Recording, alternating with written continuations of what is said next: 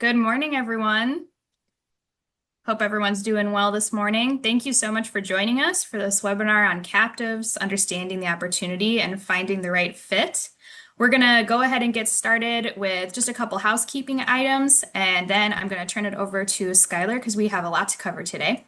So the first thing that you should know is that this webinar is being recorded, and you will also receive an email with a copy of the presentation slides emailed directly to you. So if for any reason you'd like to share this webinar or you need to hop off, you will be getting a recording to the full thing. The second thing is that there is a chat and Q&A feature on Zoom, and you can submit a question at any point in time about what Skylar is discussing, and we will chat with you about it right away. So we're not going to do a formal Q&A session at the end. We're just going to be taking questions as they come in. So if you have any question, don't be afraid to put it in chat or the Q&A, and we will answer it for you. Without further ado, let me give a very brief introduction to Skylar. If you're familiar with our team or familiar with the Milwaukee area, you're probably familiar with Skylar. He's very active. Skylar is a partner and consultant here at Houseman Group. He thrives on connecting people and businesses with the expertise needed to solve their most pressing challenges. Most of the time, that involves creating a comprehensive benefit strategy to attract and retain talent for his clients' organizational success. Skylar is also very passionate about coaching and mentoring new benefit professionals so that they can create efficient and repeatable processes to manage their benefit programs. Thank you so much for being here, Skylar, and sharing your knowledge with us. Thank you, Cassie, and thank you to all of our guests who are attending today. I'm really excited to present. I get kind of nerded out on employee benefit topics, and so captives is certainly a topic that a lot of folks are talking about, and want to share some of the insights that we've learned over the course of the years working with captive groups. And how do you evaluate a captive? Is it the right fit for you? And so we'll go ahead and dive in. We do have a couple of polling questions that we'll ask. And so would love to have your participation. Those questions are short and sweet, and you won't have to gather too much information. It all will be all information you'll know. So we'll dive in. So what's the challenge or what's the problem that we face? Employer healthcare costs have nearly tripled over the past 20 years. Those costs are rising faster than wages, certainly rising faster than, in some cases, profits. So really, healthcare costs are eating into wages for employees and then eating into profit for businesses. And so, that's a challenge. Contrast that with health insurance being the most valued employee benefit that you offer. And so how do you balance that rising cost with the need to offer a competitive wage and continue to earn a profit for the business? So employers, as everyone on this webinar knows, face a tough choice. Typically every year it's a tough choice. Lately it seems like that choice is becoming more challenging with some of the inflationary numbers we've seen in healthcare. Employers have to either absorb rising costs or shift them to employees. And so how employers handle that are, that's why we're on the call today, and that's why captives have really grown in a lot of ways in popularity. So I think that brings us to our first polling question. The question is, and Cassie will pop it onto the screen for you to answer. What type of plan funding do you guys utilize today with your employee benefit plan, your medical plan? We're using ICHRA, fully insured. Do you have a fully insured plan? Are you self-funded? Utilizing a captive? Do you utilize traditional stop loss? Or do you have multiple funding strategies with what you do? So a combination of any of the above.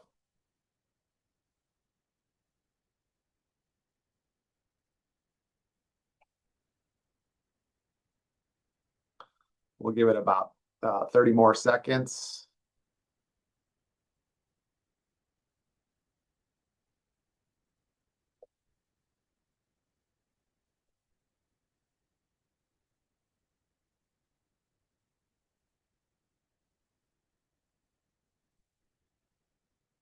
Looks like so far most people are fully insured, but we do have some folks that are self-funding and some folks that are using traditional self-funding today. So that's great. I was kind of expecting those results. And so we'll talk a little bit, some strategies that both some of our fully insured clients have utilized in moving to captives and some of our self-funded groups have utilized in moving from self-funding to take advantage of some captive opportunities that make a lot of sense. So very good. All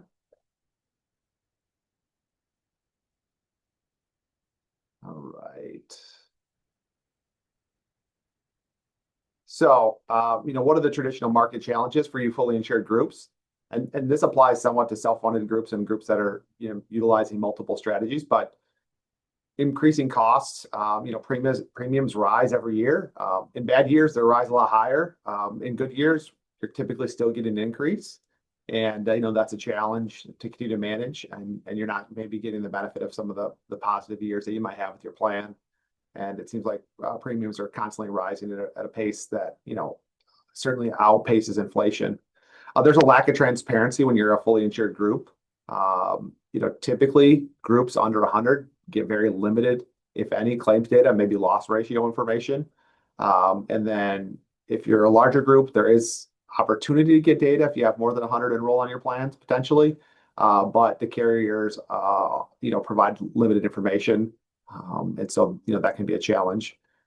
If you do really well, you don't really see any benefit of that with the fully insured approach that you have. The carriers, the ones who benefit in your good years, and in their bad years, they're not, they often forget how, the years in the past where your plan ran profitably for them. So, they're not necessarily putting as much weight on those profitable years in that bad year in the renewal. And that really doesn't benefit anyone. That benefits, the insurance carrier. And then, when you're in the traditional market and looking at maybe self-funding, especially for, small to medium-sized groups, self-funding alone can be quite a bit more risky. It's a complex change, and you're doing that in isolation and not really relying on any pooled risk that you might have an advantage of when you're fully insured, and also that you have the advantage of working in a pooled risk. Have that benefit, sharing your claim costs with other similar sized groups. So, with that environment, more and more groups have made a shift towards self-funding. And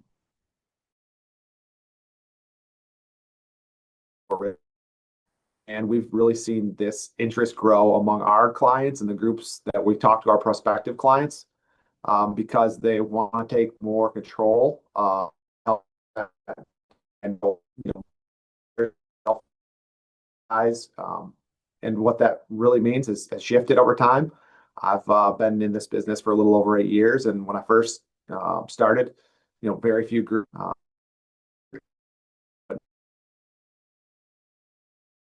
as small as 50 in some cases, that are looking at self-funding as an alternative to managing costs. And so it's growing among the opportunity to design your plan. You have the opportunity to put in some unique cost-saving measures that aren't available in the fully insured market. You also are going to the fully insured carriers today. So it certainly offers more control, but there is a risk reward trade-off.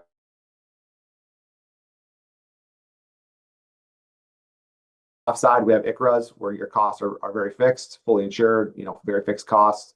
And then as you move to the right on this dial, and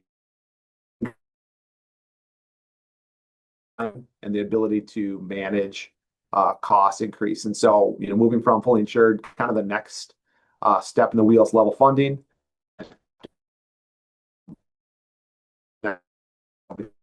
Truly self-funding.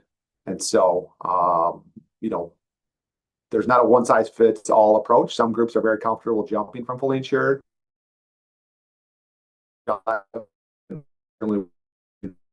I think one thing that's worth stating here is captives are not a panacea for rising healthcare costs in and of themselves.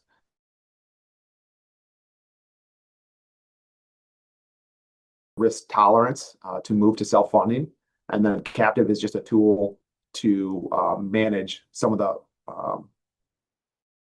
experience and claims and the stop loss piece of your plan. So it's not a fix-all solution, but it certainly can be a solution to help you bridge that gap to self-funding and pool your experience with other groups. So that brings us to our second polling question. And I believe the question is, what size group, how many employees are on your benefit plan today? If you don't know the exact number, an estimate's fine. But I believe the second question is, what size group do you work with? Cassie, we'll go ahead and put that on the screen.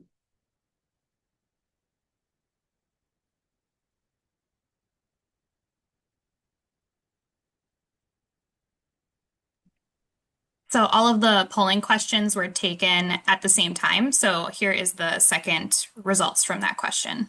Okay, great. Thanks, Cassie.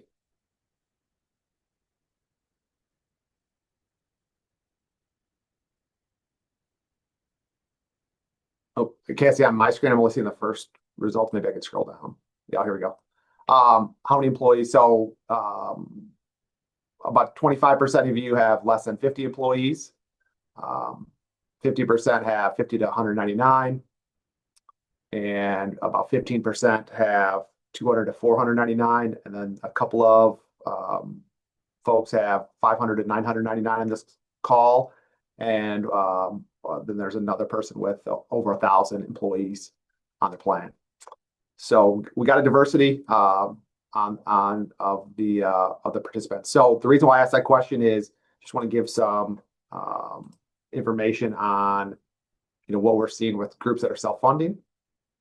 So employers that are self-funding, and this is based on 2024 data, groups with 50 to 199 workers, about 18% of those groups are self-funded. So, it's a growing sector where people are considering self-funding.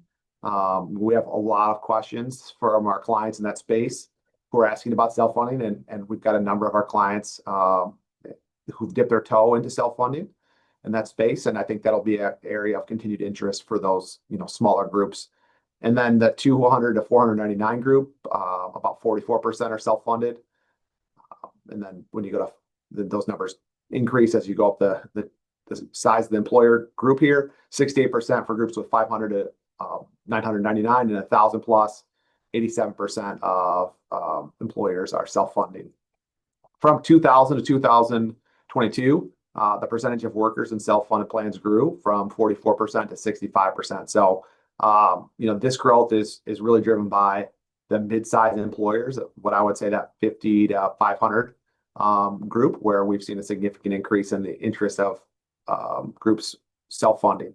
So certainly a lot of groups exploring it, and I think we'll continue to see more of that trend as groups are looking to take on risk to manage cost maybe more efficiently than fully insured carriers can do that. And again, that captive is certainly a great tool to leverage that transition from fully insured to self-funded. So polling question 3, Cassie, you can go and put that back on the screen so I can see the results.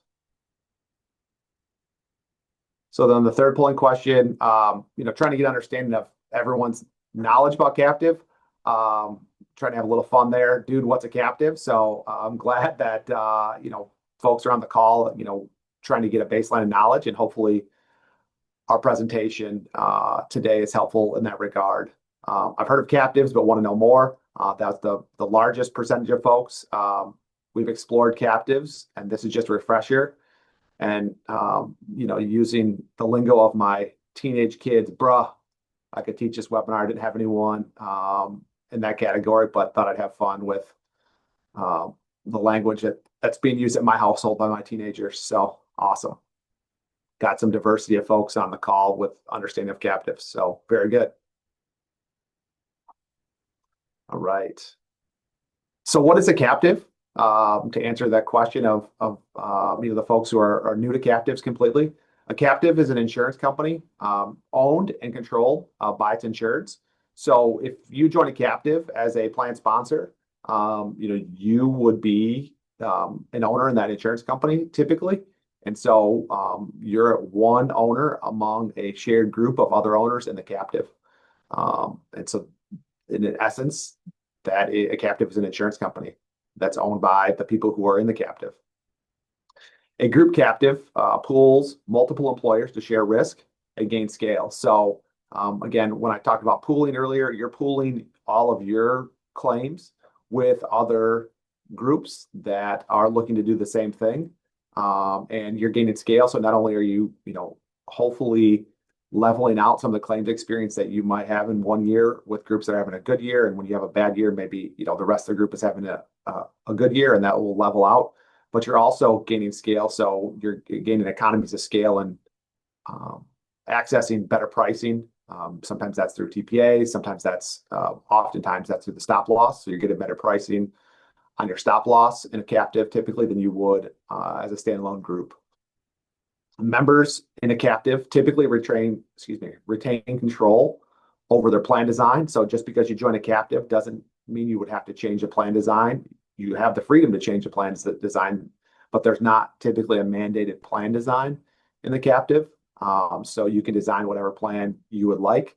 The TPAs and the PBM, so your administrator, the group for fully insured folks, the team that you hire to pay and process claims, that's the third-party administrator. You can choose typically which third-party administrator you use. And then the pharmacy benefit manager, the PBM, the folks who help procure prescription drugs, you can choose the pharmacy benefit manager that you want to manage your plan. And then you also retain control over the cost containment strategy or strategies that you utilize to manage cost. And so there's a lot of freedom typically in most captives to select the right partners when you're in the captive. So it's not a one size fits all approach. It's not a cookie cutter approach typically. With most captives, you choose who you want to use for your third-party administration, pharmacy benefit management, and your cost containment partners. So how does a captive work? Typically, the employer pays into a loss fund and a captive layer. And so I've got a diagram on a later slide that kind of demonstrates what that looks like. And then claims, you pay your claims, just like a self-funded group, and you're responsible for those. But if claims are above the deductible, then they would be covered by stop loss insurance. Excess reinsurance, so aggregate coverage, would also protect the captive and the group from any catastrophic losses. And then in favorable years, and this is a big perk for many groups, especially groups that are already self-funded, where you're already paying stop loss premium, that you're paying a lot of dollars in that stop loss fund and never getting that back with captives. One of the really nice things with captives that members can and in many cases do receive dividends when their claims are below certain levels or when the captive as a whole has claims below expected levels. So certainly that's one of the big upsides of utilizing a captive. So on the left is stop loss in the traditional market with self-funding. The main piece that you're buying is stop loss at a level based on an individual claim situation. So, we'll use an easy round number and assume $100,000 of specific stop loss deductible. So that's the layer in black on the left. And then, so the plan funds the costs after the premium up to the specific deductible for each member on the plan. And so any claimant, if we're purchasing $100,000 of stop loss, any claimant who has claims under $100,000 when you're self-funded in this scenario, the plan would absorb those costs. But if you had one claimant or more who reached that $100,000 level, the stop loss payer pays all those claims. And so in that scenario, if you had a really good year, no members that reach that stop loss deductible while you're buying that stop loss coverage, and typically it ranges from 5% of your total cost for very large groups to anywhere as high as 50% of your total cost for smaller groups. That's a significant amount of your premium, and in good years, you're not necessarily getting in those dollars back. And so, in the traditional stop loss market, it certainly works to have stop loss. You should have stop loss for most groups, but not every group would necessarily benefit or get money back because they don't have claims. And so we have a number of groups that we work with that have multiple years in a row where they're paying stop loss premium and have no claims, and those dollars are gone. There's no retention of those dollars typically. On the right, in a group captive, it works a little bit different.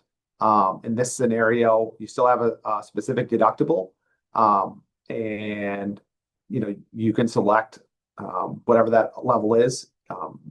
Most captives allow you to select varying levels of stop loss coverage. But instead of buying purely stop loss coverage and you being responsible for all of those dollars up until the stop loss hits, there's a captive layer. So that's the layer in red on the right column. And so in this scenario, your specific deductible may actually be the same. So you may still choose $100,000 of stop loss, but then there's this captive retention layer that actually applies at that next $100 of coverage, or excuse me, that $100,000 of coverage. And so the actual stop loss that you're buying, that level of stop loss is much higher. And the captive retention layer works much the same way that stop loss does. It's shared risk among the members of the captive typically. So the captive retention layer might start at that $100,000, and then the reinsurance may not apply to some higher number, $200,000, $300,000 potentially, depending on what that agreed captive retention layer looks like.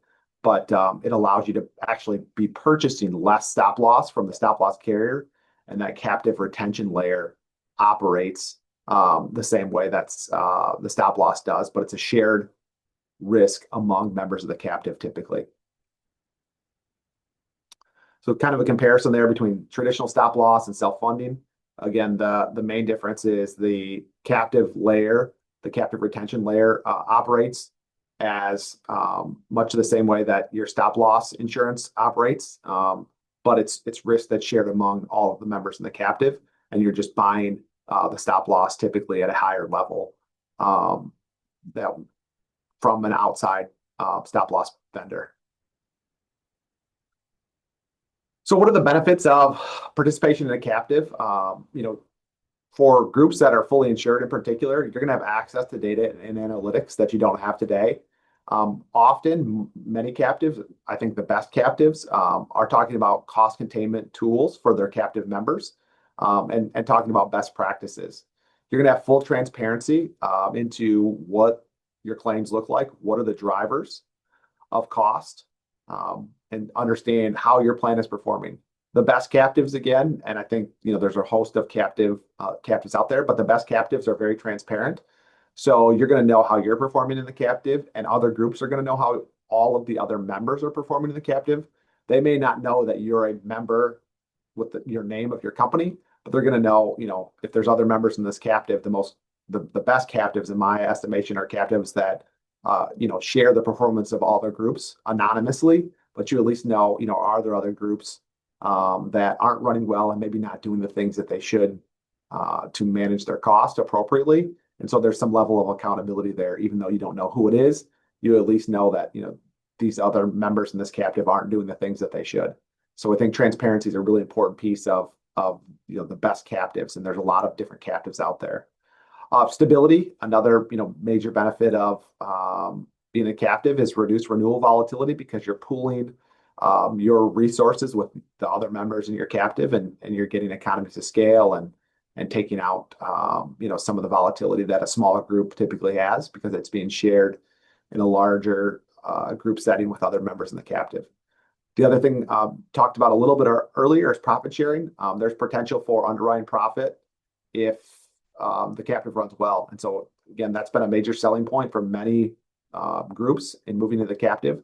They've had really stable claims either in fully insured market or in self-funding, and they want an opportunity to get some of those stop loss dollars back. And so different captives have different profit sharing pools. I've seen anywhere from, in best case scenarios in the captive performs really well, 10%. And I've seen opportunities in some captives where they're returning up to 40% of the stop loss premium. And so there's a whole range of profit sharing depending on the captives. Certainly the captives that are returning greater profits, there's more of a risk reward potential in those captives. And so that's not a fit for everyone. But we've certainly seen a number of different options there. And we'll talk a little bit about some of those toward the end of the session. And then kind of alluded to it already, but there's a collaboration, sharing best practices. And so one of the things that I've seen in some captive groups, captive cells, as they're often referred to, is that the groups meet on a regular basis. Typically, again, because it's a member-owned entity, that the group is meeting on an annual basis and they're sharing best practices, often with employers that are trying to do the same things, which is manage cost. What are creative ways to keep our medical plan affordable for our employees? And so they're meeting regularly and sharing best practices. And it's oftentimes a great peer network to drive some of those best practices and get great creative ideas in managing those costs. Because some of the cells and captives can have hundreds of members.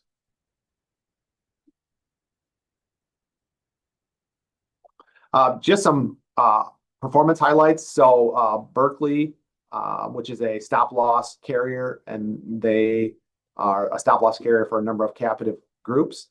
They completed a study a couple of years ago, and it was a 10-year study over the period of time that evaluated, how do captive groups perform relative to the stop loss market as a whole for their book of business.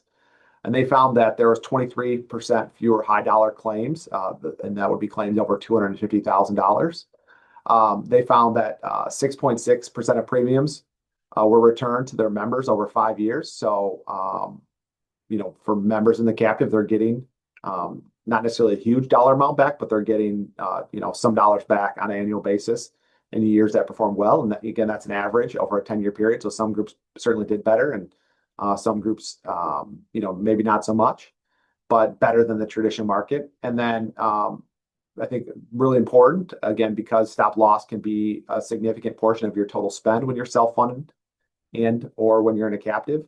The industry as a whole that were in a captive, according to this study, had lower stop loss renewal increases than other groups that were not in captive. So again, that pooling power, that group buying power and shared risk certainly seems to have benefited the members in captives relative to groups that were traditionally self-funded.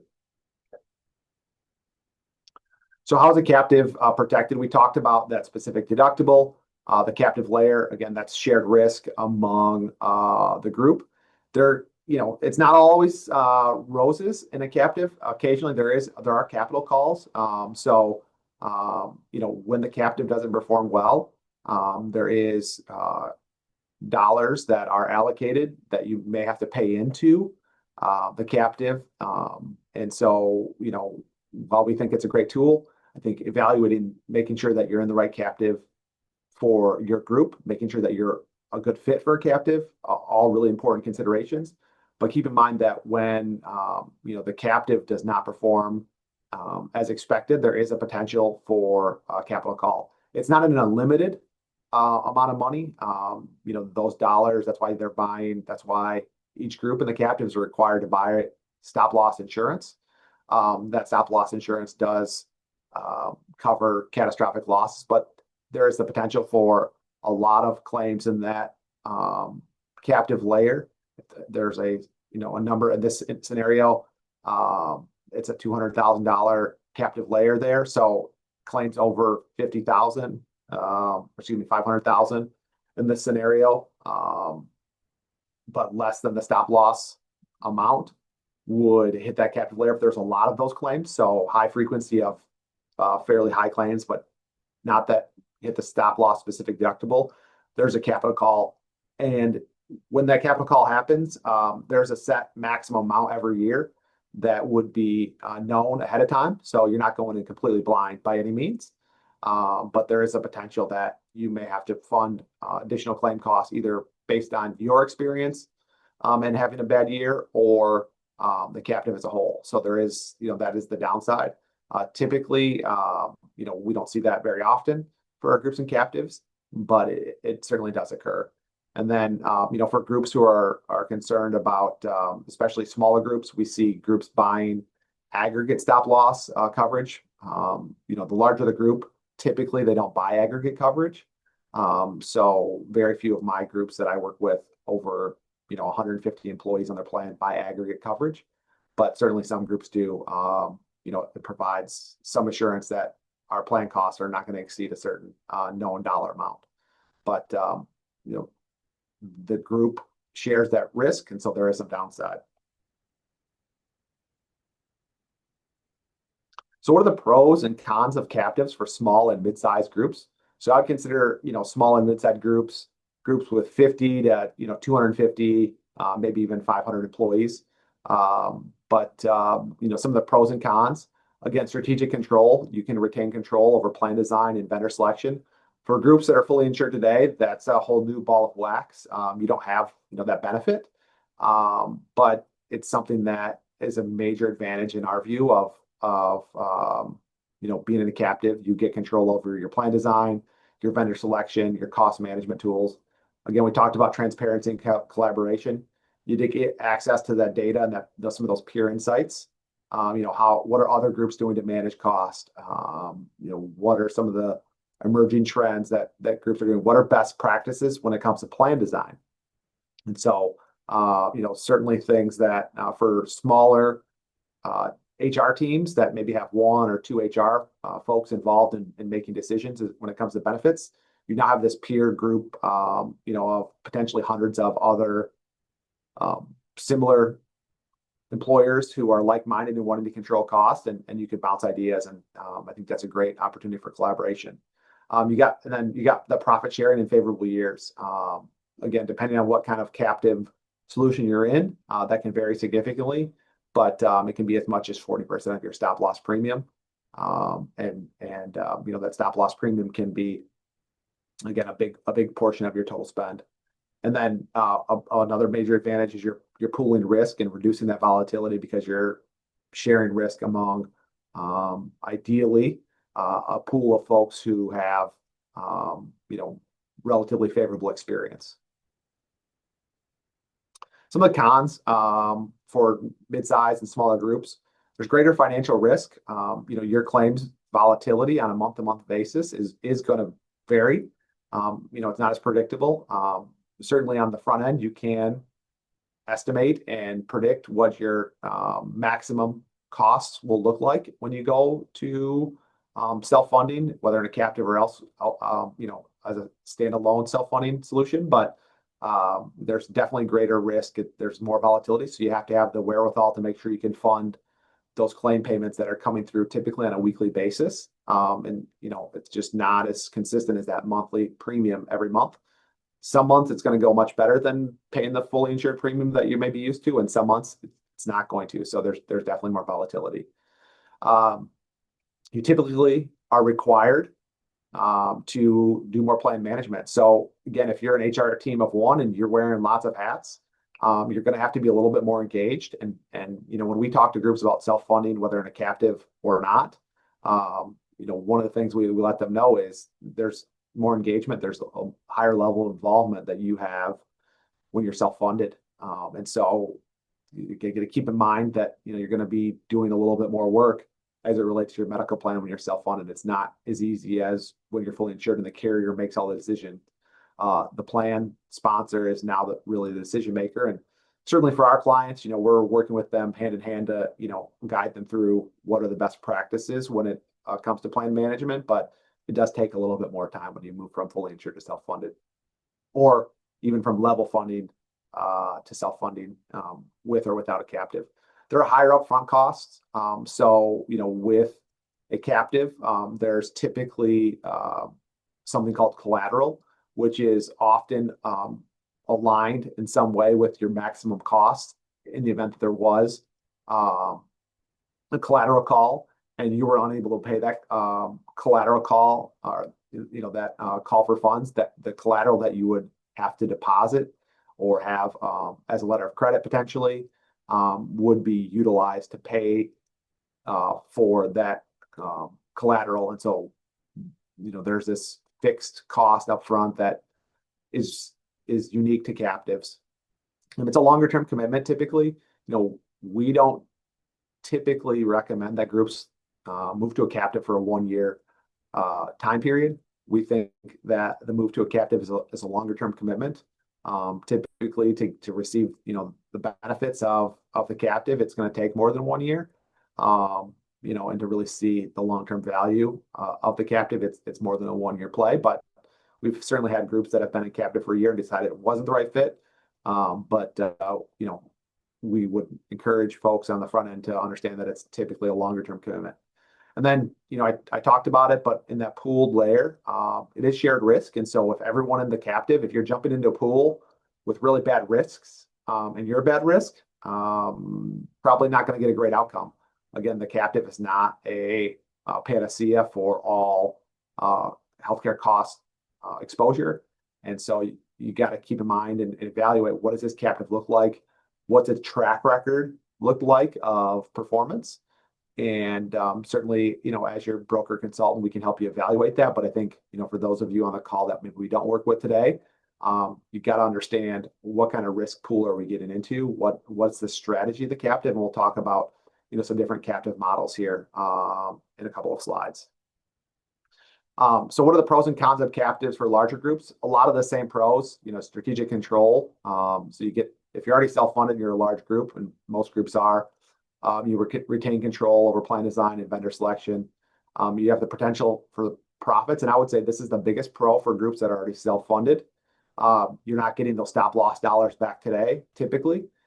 So you have the potential to return those profits, or, return that favorable stop loss experience to the plan versus, going to the carrier. And then the transparency and collaboration, not going to change much from a transparency standpoint, but you do get that collaboration with peers that are, what are the other best practices that members of the captives are doing. From the cons for large groups, I think this is, different from those mid-size and small groups. There are economies of scale that larger groups, already are achieving on their own. So, I would suggest that typically around 1,000 employees, the benefit of captives are really diminished. They're already have a spread of risk. They're not going to have as much volatility. They already have economies of scale typically when buying stop loss. So, the benefits of the captive maybe not as great for these larger groups. Fixed costs are much higher for captives. I shouldn't say much. They're higher for captives. It depends on the captive, but your fixed costs are going to be higher in a captive than they would be otherwise. And so you have to weigh, does this make sense?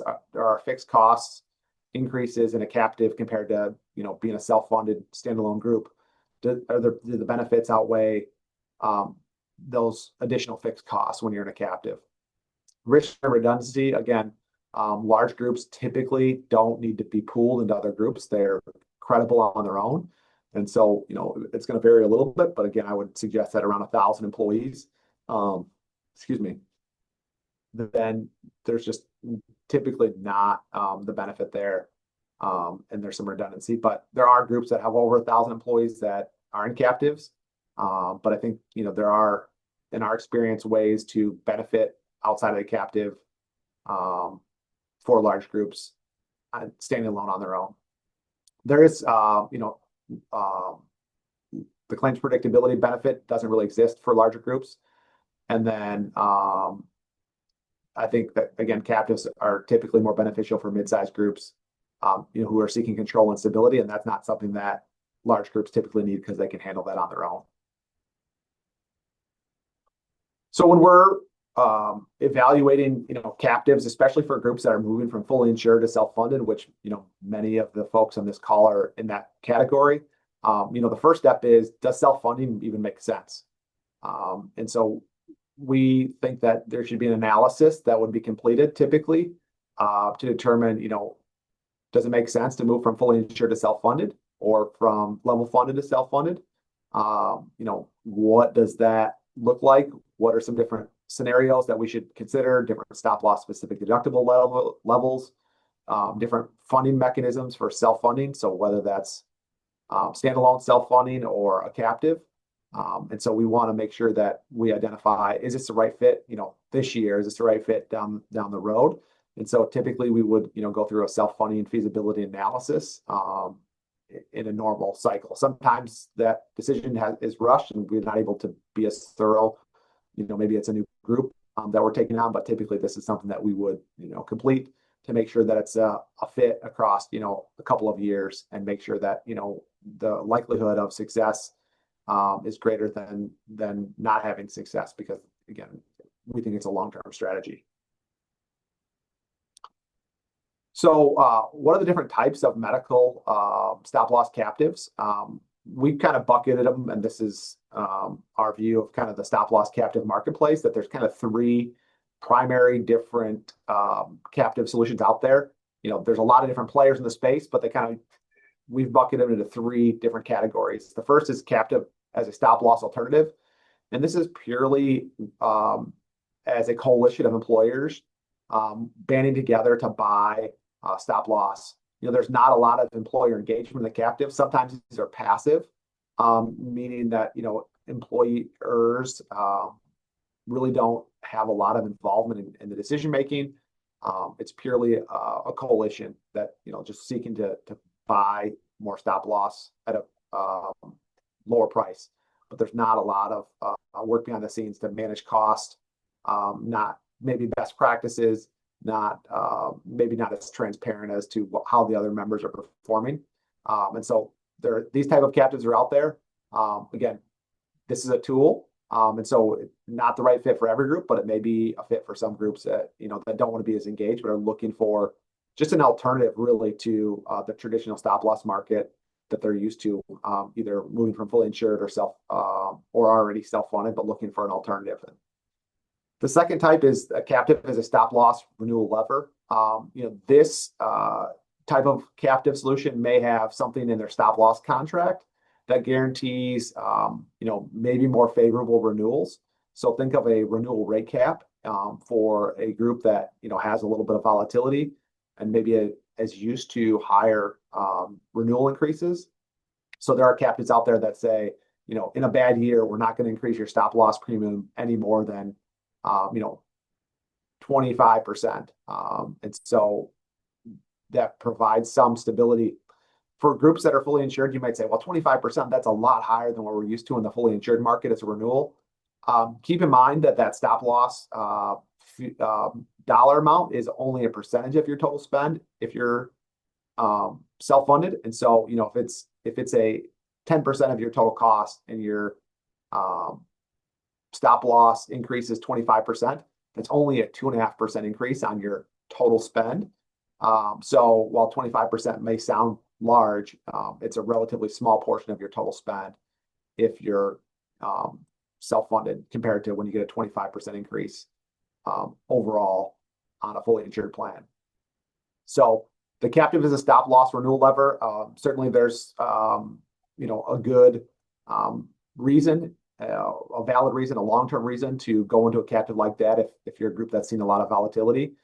Typically these type of captives have higher employer engagement, because while there's a cap on what that renewal might look like, the group has an interest in making sure that the risks in the plan are favorable and that members are doing the right things to maintain that renewal rate cap, to make sure that overall every member of that captive is not getting high rate increases, and to keep that number in a manageable range, ideally much lower on a regular basis than 25%. But these groups typically want to make sure that their members are engaged. And then the last type of captive that we see is captives for high performers. This is typically a captive solution for members that maybe are already self-funded, but want to take advantage of some of the benefits of being in a captive, particularly the ability to return some of those stop loss dollars in favorable years. So we work with a number of groups, as I mentioned before, that have had really stable claims experience. Very, very few stop loss specific deductible claims over a long period of time. They're paying, significant dollars into stop loss premium, but they're not able to necessarily get a return on their favorable years, and the stop loss carrier is benefiting from that.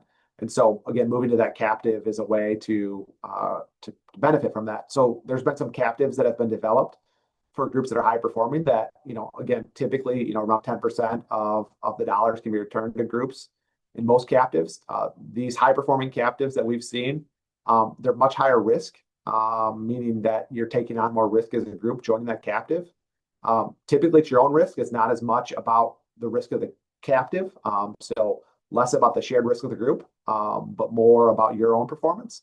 But these groups are returning a much larger percentage of the stop loss dollars. So, 35, 40% in favorable years and really good years of your stop loss premium can be returned to the group. So, this could be hundreds of thousands of dollars for, mid-sized groups, 200 to 1,000 employees. $100,000 is not an insignificant amount of money for many groups, and sometimes it can be more than that.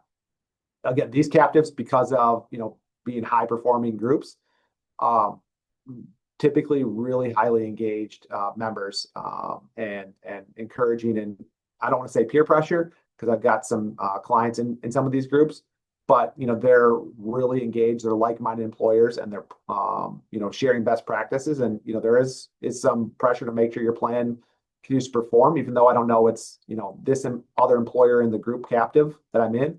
I know that group one maybe isn't doing all the things that they should be in the captive, and so there's some accountability there. Again, not one size fits all. Typically, the pool approach is best utilized for groups that are fully insured, moving from fully insured to self-funding, or for groups that are already self-funded that have a lot of volatility, maybe aren't a consistent performer that I shared about before, that they have a lot of claims volatility. Maybe the risk reward, the high performing model isn't the right fit. And so we don't think that it's a one size fits all. We're not pushing everyone to the same captive. We're trying to evaluate what's the right fit for each group, and each group is going to have a little bit different profile, and making sure that it's a long-term solution typically, and not a short-term solution that is going to blow up. That's certainly something that we want to make sure we avoid. We've taken over groups that have moved into captives before we were involved, and questioned like why was this done, and it was sold to them as this is going to fix all of our problems, and that's typically not the case. It should be a thorough evaluation of the right captive, are we the right risk, those types of things. I talked about this risk reward captive. Just in the interest of time here, won't spend a lot of time on it, but it's a model that's out there that for groups that are high performing and have been for a long time, whether they're typically already self-funded or fully insured and getting claims data, it can be a great solution. And I've got a kind of a case study of what that looked like for the group when they moved to this from self-funding traditionally. So this is the risk reward case study that I mentioned. The group had about $360,000 of stop loss premium prior to moving into the captive. They got a quote. They'd been running really well. They got a quote for the captive for stop loss that actually, compared to their stop loss renewal, reduced their captive premium a little bit. Not significant dollars, but did reduce the premium. Again, that goes, I think, to the economies of scale and just the risk profile of the group for the captive, and getting them in and on board. The group had a history of running pretty favorably. No losses in a number of years. I think the year before they joined the captive, they had maybe one or two losses. But the first year in the captive, their loss ratio when it came to stop loss, they didn't have any claims, and they had, in addition, not only did they not have any claims, but they had very few claims in that captive layer as well. And then because they performed well, it's not finalized yet. This was 2024. But we're estimating that they'll have over $100,000 dividend return to them for favorable performance, not only for themselves, but the captive well as well. So there's no capital call that is needed. And so they're going to get back about $100,000 plus. We expect maybe even more of a dividend for their favorable performance in this risk reward captive. Keep in mind, I mentioned before, in the captive, there are additional fixed fees that don't apply outside the captive. So while their premium was a little bit lower, when you factor in their additional fixed fees, their total costs were a little bit higher. And so pretty comparable when you factor in those fixed fees to the premium as a standalone group outside of the captive. It's actually about $10,000 more. But because they were able to receive this dividend, or expected to receive this dividend, they're going to get back just shy of $100,000, we anticipate, for the 2024 year that returns to the group. And so definitely a favorable outcome in this transition from the captive. We're in year 2 here, and they're off to another strong start. And so, maybe they don't receive the dividend every year, but you can see, if 3 out of 5 years they receive a dividend, that's significant dollars back to the group relative to their total stop loss premium. And the next case study, this really applies for a group moving from fully insured to the stop loss market. This group, had between 50 and 100 employees. I don't remember the exact count. I want to say maybe around 75 or 80 employees. Pretty high premium, higher risk group in their industry. And so they were getting, hammered pretty hard on their fully insured renewals based in large part on demographics. I'm sorry, industry, not demographics. And so, they performed, I wouldn't say exceptionally over, the years, but they'd done okay. But their industry was a big driver for their costs. They wanted to take more control of some of the things that they were doing. They were kind of sick of being in this fully insured cycle that was hammering them in bad years and not very favorable in favorable years for them. And so, they want to look at alternative options. We went through that exercise and found, a number of different captive options for them. In this case, the group was used to fully insured premiums. And so this analysis and the way that we ended up funding the group is we max funded all of their claim costs. So treated it kind of like a level funded plan. So the projection that we used to compare this group to their fully insured situation was assuming the max funded claim. So assuming that the worst case scenario happened for this group, how would that compare? So we didn't compare expected, we compared, the worst case scenario. It ended up really favorable. So even if the group doesn't run well at all, assuming maximum liability, they're going to come out, about $160,000 ahead of where they would have been based on their fully insured renewal. Now, the likelihood that they are max funded is pretty low. We very rarely, I think, I've seen it happen one time where a group does hit this, aggregate deductible level.